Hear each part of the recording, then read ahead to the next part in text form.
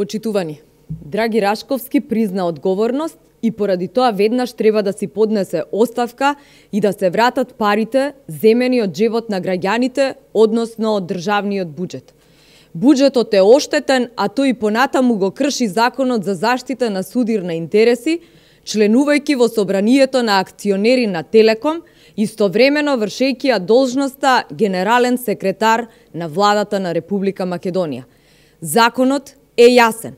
Согласно член 18 од Законот за спречување на судирни интереси, службеното лице Драги Рашковски не може да биде член на управен или надзорен орган во трговско друштво, јавни предпријатија, агенции, фондови и сите други организациони облици со доминантен државен капитал,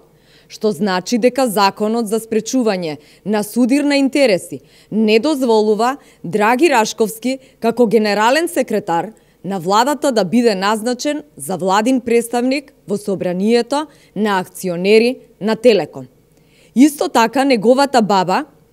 Елена Начевска, мајка на неговата сопруга Вероника Начевска, која ја постави за председател на комисија за жалби, и неговиот кум Дејан Костиќ, кој го ангажираше за адвокат на генералниот секретаријат на владата, и покрај тоа што владата има правна служба, не можат да го исперат непотизмот од работењето на Драги Рашковски само со нивно повлекување, туку треба да ги вратат парите кои ги земаа од државата, а тоа се пари од граѓаните и мора да им се вратат.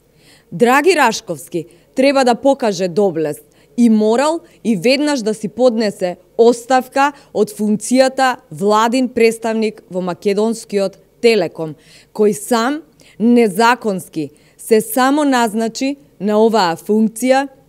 и сам си го потпиша своето решение.